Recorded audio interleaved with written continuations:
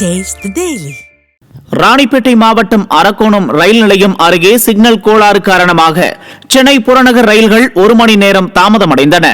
அரக்கோணம் பகுதியில் பெய்த மழையால் அரக்கோணம் மற்றும் புளியமங்கலம் ரயில் நிலையங்களுக்கு இடையே தண்டவாளத்தில் மழைநீர் தேங்கியது. இதனால் தண்டவாள பாயிண்டுகளில் தொழில்நுட்ப கோளாறு ஏற்பட்டு ரயில்வே சிக்னல்கள் பழுதடைந்தன. இதன் காரணமாக அதிகாலையில் சென்னை நோக்கி செல்லும் ரயில்கள் சுமார் 1 மணி நேரத்திற்கு மேலாக தாமதமாகி பயணிகள் கடும் சிரமம் அடைந்தனர்.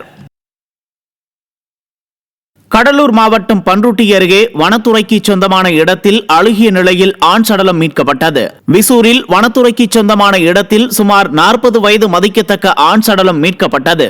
இறந்தவரின் உடலில் காயம் இருந்ததால் கொலை செய்யப்பட்டாரா என விசாரணை நடைபெற்று வருகிறது.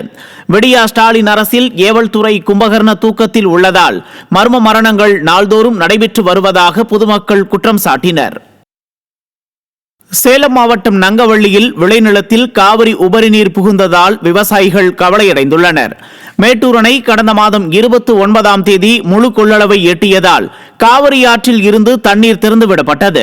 நீரேற்று திட்டம் மூலம் உபரி நீரானது நங்கவள்ளி பாப்பாத்திக்காடு கால்வாய் வழியாக செல்லும் போது அருகே உள்ள விளைநிலத்தில் கசிந்ததால் பயிர்கள் நீரில் மூழ்கி சேதமடைந்தன. விடியா ஸ்டாலின் அரசு திறனற்ற அதிகாரிகளின் அலட்சியத்தால் தங்கள் வாழ்வாதாரம் பாதிக்கப்பட்டுள்ளதாக விவசாயிகள் வேதனை தெரிவித்தனர். சிவகங்கை மாவட்டம் பள்ளத்தூரில் குடியிருப்பு பகுதியில் குப்பை கொட்ட வந்த டிராக்டரை பொதுமக்கள் சிறைபிடித்தனர். பள்ளத்தூரில் கடந்த பல ஆண்டுகளாக குப்பை கொட்டும் பிரச்சனை இருந்து வரும் நிலையில் குப்பையுடன் வந்த டிராக்டரை பொதுமக்கள் சிறைபிடித்து செயல் அலுவலரிடம் வாக்குவாதத்தில் ஈடுபட்டனர். விடியா ஸ்டாலின் அரசு அதிகாரிகள் நடவடிக்கை எடுக்காவிட்டால் குப்பைகளை பேரூராட்சி அலுவலகம் முன்பு கொட்டுவோம் என பொதுமக்கள் எச்சரிக்கை விடுத்தனர்.